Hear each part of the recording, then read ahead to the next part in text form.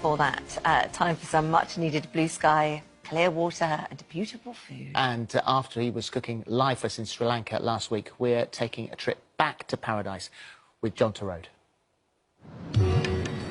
I've travelled nearly 6,000 miles across the globe to the beautiful country of Sri Lanka. Sandwiched between India and Southeast Asia lies the pearl of the ocean.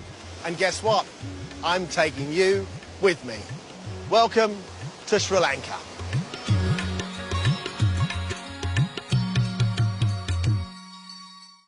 I'm kickstarting the year with a week on this amazing island. First up, cooking live on the beach for Philip and Holly. Whilst you're cooking in Sri Lanka, we are currently eating it right now, and it's beautiful. It's so good. Well, that's the live done. Now the adventure really begins. The best way to get initiated into the local culture is at the street market, and there's only one way to get there. It's the way to see a city, and it even comes with its own natural air conditioning. Travel halfway across the world, and look what I find, Schofield Place.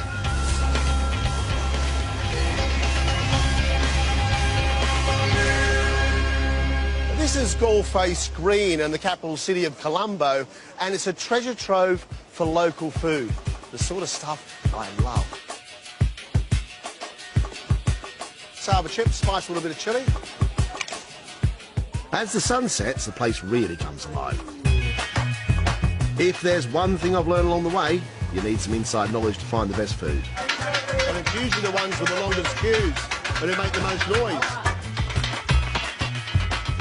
So you can't really come to Sri Lanka without the infamous Sri Lankan hopper. It's like a bread, actually, it's like a pancake, a sort of crispy pancake, but it's a basket itself. Some are plain, some with egg. I've got to have one. Very good. From the street market to the Mount Lavinia Hotel. Steeped in history, this was once the governor's palace, built in 1806 by Sir Thomas Maitland, a military general who dreamed of a grand country mansion to live in. Fast forward 2 centuries and it's even been used as a location for bridge on the River Kwai. Now a hotel perched high upon a cliff overlooking the Indian Ocean, its resident chef is somewhat of a celebrity in his own right. I've heard you've been at the Mount Lavinia Hotel for a really long time. 63 years. You've been cooking here for 63 years? Only this hotel. I am 84. No way. Honestly, you look fantastic. I wasn't born till 1965. And so what are you going to cook for us? Today, I will fish ambutial. The fish ambutial is a Sri Lankan one-pot wonder made with tuna and lots of spice.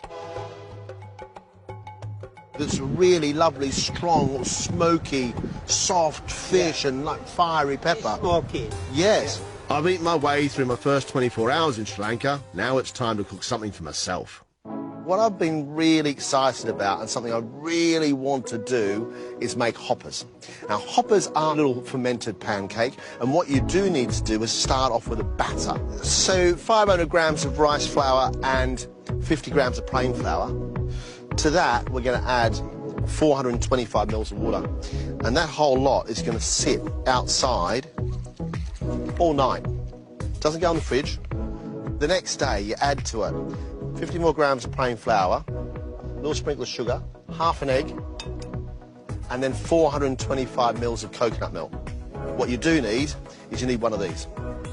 This is called a hopper pan, and also a little tiny wok. Ladle the batter into the pan. Run around the outside, and you'll just see the bubbles start to happen. And then I put a lid on just to hold the heat, and it's going to cook for a couple of minutes. And then to get it off the side,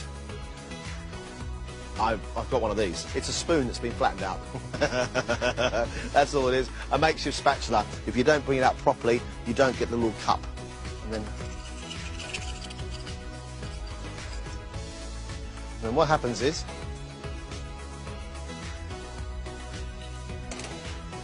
on to the second. drop an egg in, lid on, and hope for the best. My hoppers are made, and now I'm making 2 types of sambal, a bit like a Sri Lankan condiment. Semi sambal, onions and spices, and then finish off with tamarind, which is a souring agent. Think of it as onion chutney, really. Add the onions to the pan, and before stirring, season them, starting off with curry leaves. They smell like curry, they taste like curry, but they're just leaves. Along with chili powder, a pinch of sugar, cloves, pandan leaves and cinnamon. These condiments are the flavour. The other sand bowl is really simple. The mortar and pestle, some onion, some dried chilli, sugar and salt. And here comes the fun bit. Bit of mortar and pestle work. Finish with a squeeze of lime and the coconut. That coconut now goes a lovely cherry colour. Add a splash of tamarind water to the pan and it's time to plate up. All I'll do now is make the whole thing look beautiful. That's my take on the classic Sri Lankan hopper. I have to say, I'm really proud of those. Yeah, they look Well great. done. Did you see in that Schofield Place? I you see did. Schofield I Place? did. Little bit of everywhere. Yeah, let's have a look. Let's have a look. Travel halfway across the world and look what I find. Schofield Place. There you go. There you Quite go. right too. That's my new building going up there. We should try this. So do you put a little bit of that in Yeah. and a little bit of that in? Yeah. Oh, it's not easy, is it? No. And can I just say, Julia, who copies all the recipes and makes what Jhon makes. In fact, she cooks everybody's The flavour of that.